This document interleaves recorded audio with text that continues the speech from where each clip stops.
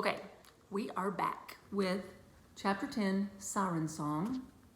And when we left off, Caroline was on the phone with Mr. Hatford because he was asking where his underwear were because she stole them off the clothesline. So let's see how this is going. I'm sorry about my hair, y'all. I'm hoping to get a haircut soon. Just know it's crazy. All right, here we go. Wally, Josh, Jake, and Peter stood still as cement as their father made the phone call. Mr. Hatford turned around with his phone in his hand. Boys, she says she'll return my boxer briefs if you return her paper, Wally. Do you know what she's talking about? Wally nodded and swallowed. Tell her I'll return the paper if she returns the flashlight. Mr. Hatford spoke into the phone again. Okay, Caroline, he says he'll return the paper if you return the flashlight. Don't ask me what's going on around here. I'm only their father. Okay, sounds good. 5 minutes from now on the bridge. Wally will be there. Wally's father put the phone down and looked at the boys. That wouldn't be my flashlight they're talking about, would it? Wally nodded again. Yes, Dad. Is this what goes on in the afternoons when I'm at work? I mean, people run off with my flashlight in boxer shorts? I mean, I get home early for the first time in a couple of months, and what do I see? Some girl leaving our yard at 60 miles an hour, waving my boxer briefs in the air. And Peter said, she's the crazy. Well, if you've got something of hers, Wally, you go get out on that bridge and give it back to her. I want my boxer briefs and my flashlight back, and whatever else that's missing. Good grief, what do they want next? My socks, my toothbrush, my keys? Are they holding a garage sale or something? Wally went to his room for Caroline's drawing of Miss Applebaum. You guys have to come too, he murmured to the others. And they all followed him out the door. For a minute or so, they trudged silently across the yard and over to the other side of the road. Okay, guys, once we get Dad's stuff back, we're gonna be even. Wally, this is a good time for us to just forget about the Malloy sisters, once and for all. But we can't stop now, said Jake. If we're not bugging the girls, what are we gonna do? Uh-oh, thought Wally. Mom might enroll us in violin lessons. She'll make us get a paper route, said Josh. She might send us to camp, like summer camp. Jake grinned. So we gotta stay busy, right, guys? Right, said Wally. The boys looked at each other and smiled. I tell you what, said Josh. We won't start anything if they don't. How about that? Oh, yeah, said Jake, but you know they will. Caroline and her sisters were coming across the bridge. Wally knew that his dad was back on the porch watching this whole thing, and so Wally wasn't about to do anything dumb like throw Caroline's paper over the edge of the cable railing. Caroline's face was extremely red. He had never seen her embarrassed before, but she was now. Here's your paper, he muttered. Yeah, here's your stuff, said Caroline as she handed him the sack. Eddie and Beth looked daggers at the four boys together. They gave him a mean look. You better check that sack, whispered Josh as the boys turned around and started back up to their house. They probably took the batteries out of the flashlight. Wally looked in the sack and everything was there. He checked the flashlight, 2 batteries, 1 bulb. He took out the boxer briefs and looked them over. No writing on the seat of the pants. Why, thank you, said their father when they reached the porch. Now do you guys think it's possible that you boys can stay out of trouble for a couple of days? I mean, if you want something to do, you could always wash our windows, not to mention my car or the dishes or the kitchen floor. Oh, no, I've got homework, said Jake. Me too, said Wally, and all 4 boys went upstairs. There was always a back-to-school night in Buckman the 2nd week of September.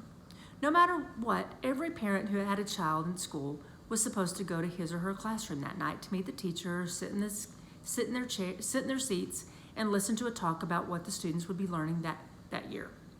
Afterwards, there were cookies and coffee in the gym, and the principal went around shaking hands with everyone. You no more missed back to school night in Buckman than you missed your grandmother's funeral. You had to go. Mr. Hatford was going to spend the evening in Jake and Josh's classroom, while Mrs. Hatford would divide her evening between Mrs. Applebaum and Peter's teacher. The boys, of course, would stay at home. Always before back to school night, The Hatfords went to the Bensons, or the Bensons came over to the Hatfords, and the boys wrestled on the rug, made popcorn, ate candy, enjoying the fact that for once they were free from their parents, because their parents were in school. But this time, there were no Bensons to come over, and to make matters worse, it was raining. Well, we could go through the kitchen and eat all the chocolate chips, said Wally. There aren't any, I already looked, said Jake. We could call up some of the guys at school to come over, said Josh. Yeah, that's no fun. Who do we want to come over from school? I mean, they had friends, of course, but none of them that they liked like they did the Bensons.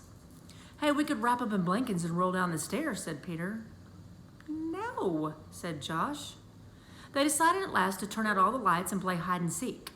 Wally was it.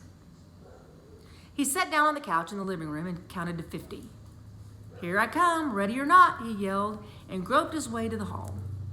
It was one of the most exciting games the boys played, and they reserved it for moments of incredible boredom. When you were it in the dark, you never knew when a hand was going to reach out and grab you, whether you would crawl under a bed and find a body, or whether you would collide with someone on the stairs.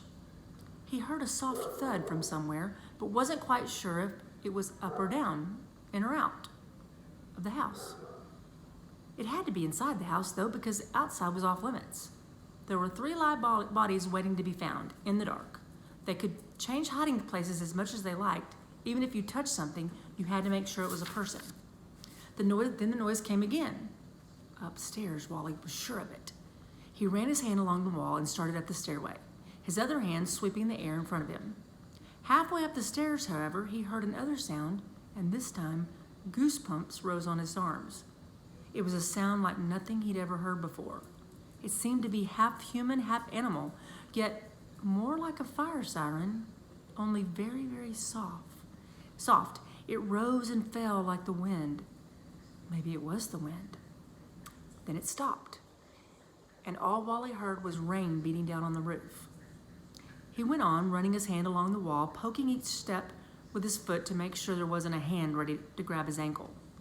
Just as he got to the top of the stairs, however, the strange siren song came back again. He heard someone running along the hallway, and then Peter's voice saying, "Wally? What's the matter?" said Wally, putting his other hand out so Peter wouldn't run into him. Peter ran into him anyway and grabbed his arm. "What's that noise?" said Peter. "I don't know. It's probably Jake or Josh pulling a trick on us. I don't want to play this game anymore," said Peter. "Well, go downstairs and sit on the couch then until I find the 2 other guys, Josh and Jake." "No, I'm staying by you," said Peter. Ooh. It was not a siren. It was not anything Wally could figure out. "Josh, cut it out," he said. "It's not me," came a voice from one of the bedrooms. "Well, then what is it?" "I bet it's Jake." "All right, everyone, just please turn on the lights," said Peter. "No, we can't until we find Jake. That's the rule." Ooh. Footsteps downstairs. "Hey, what are you guys doing?" came Jake's voice. Who's singing that? Who's making that noise?" It was not Jake. 3 sets of feet went flying downstairs, the boys tumbling and rolling until Wally and his brothers lay in a heap at the bottom of the stairs. They're scared. Okay, chapter 11, Trapped. Oh.